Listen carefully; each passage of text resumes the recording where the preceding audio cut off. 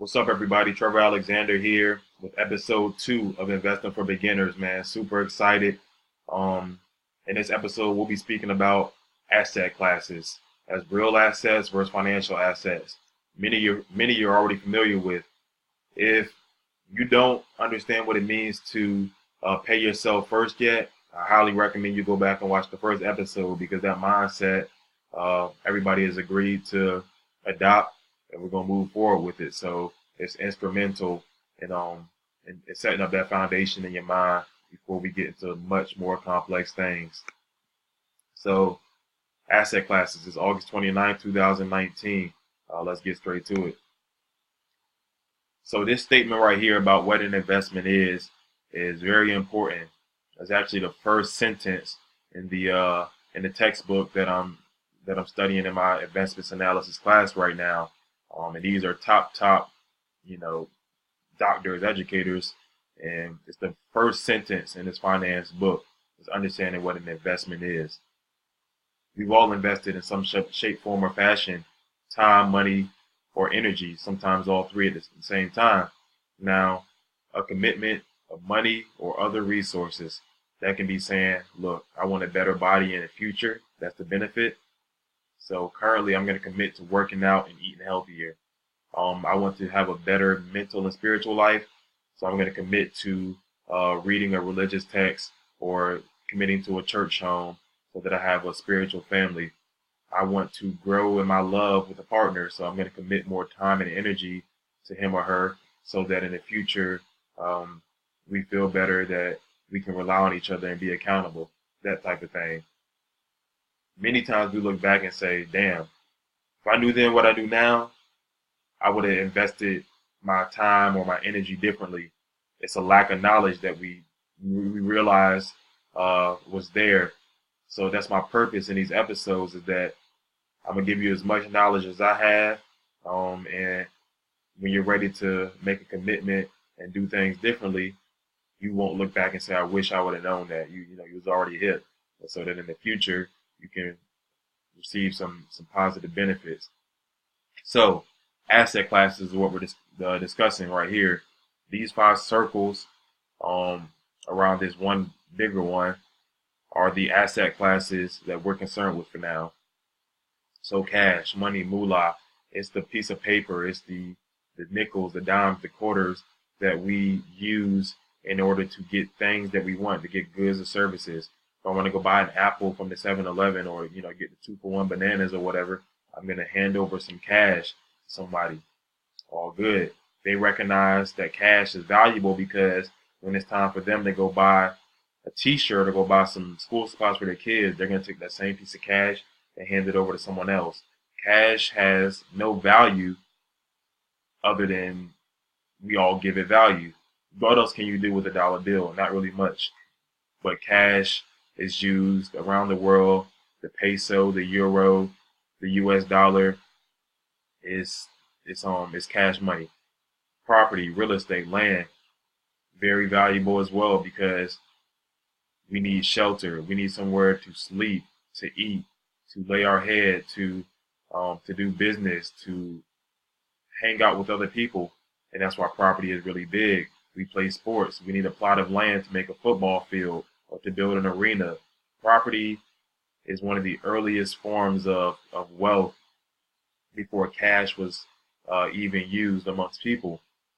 Now, commodities. What are commodities? These are things that come from the earth, such as oil, gasoline, gold, metals, silver, rice, coffee beans, things that we typically as humans didn't make, but they're here and we consume them every single day.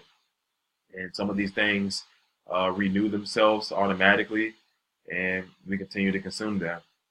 These last two are what you're probably less familiar with, and that's why we're going to dive deeper into them in all these episodes to come. The first one is equity. Equity is a piece of the pie. How much stake do you have in something? Also known as stocks, shares, is ownership. If you've ever tried to start a business, you might say, this is my business. I'm running this by myself. You have 100% equity in the company. You sell t-shirts. After you buy the t-shirts, After you market it, after you pay whoever needs to be paid, whatever money is left over, if it's just you, well, you have 100% equity, so you get 100% of whatever is left over in the pot.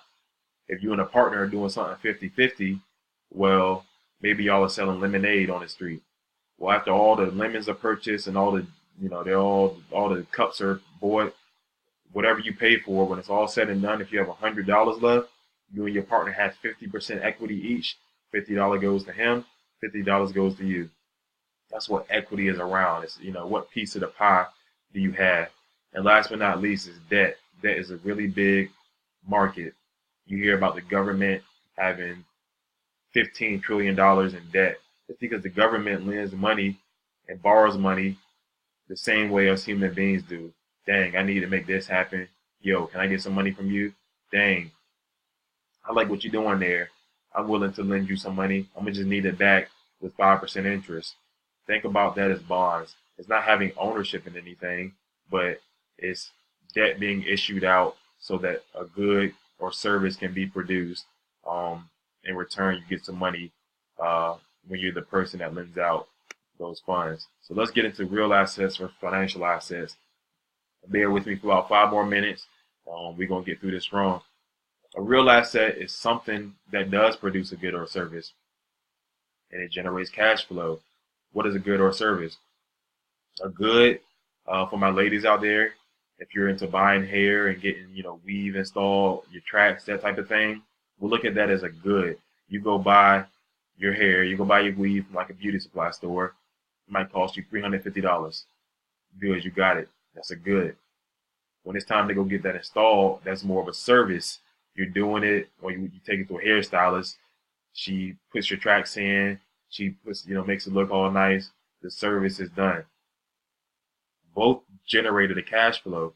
You said, all right, thank you. You handed that money over to whoever, to the beauty supply store. You got the weave. You handed the money over to the your hairstylist for providing the service. They generated a cash flow. Now, the both of those shops were probably inside of some type of business and inside some type of real estate that was sitting on some type of land. That weave was probably produced in some type of factory and that type of thing. So they generated cash flow and commodities. I mentioned oil, gas, rice, coffee. It's the morning time right now. I'm going to go put some gas in my car. I'm going to head over and hit Starbucks, go to a coffee shop, do some reading, consume some coffee, pay for the oil and pay for the gas, pay for the coffee, then go to Chipotle afterwards and get some rice and beans. All of these things came from the earth. They're all commodities. And they're real assets because they generate cash flow. And furthermore, they have an intrinsic value. This fancy word means that they have, it's part of their nature. Inherently, they're able to do something. They bring value to you already. Food is valuable to us because it gives us energy, allowing us to do movements and move around. Real estate is valuable to us because it gives us shelter to lay our head in peace. So just know that real assets have value and they generate cash flow. Financial asset. These are instruments. These are things that are normally made by men and women. These are assets that aren't natural to the earth, but we use them to show that we have a stake in something. So for the example of stocks and ownership, just keep remembering that stocks means ownership, that shares mean ownership. Whoever owned that the beauty supply store where you bought your weave, after she or he has paid all of their things, whatever money left over, they have ownership in that company. So they're entitled, they have a claim on that income, whatever is left over, that cash flow goes back to them. Bonds are a little different. Bonds say, all right, I might not own the t-shirt company, but that person wants to go, buy their own little pop-up shop and they need $20,000. They may say, Trevor, look, we're trying to do a pop-up shop in DC next weekend. It's going to cost us this much. I can't give you any ownership inside of the clothing company, but if you can loan $20,000 over the next 18 months, as our brand becomes more popular and we sell more t-shirts, I can pay you back $25,000. So I can give you back some interest on what you loaned to me. That's how bonds work. When the U.S. government says we need to build more interstates in Northern Virginia, well, all right, it's going to cost some money. We got people to pay. We got roads to lay down, cement. It takes a lot.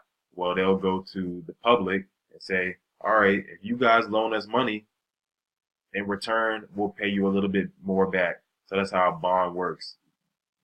Companies do it, governments do it. Bonds are really, really popular. So these are your financial instruments. They have value because they are claimed on your real assets. So they go hand in hand.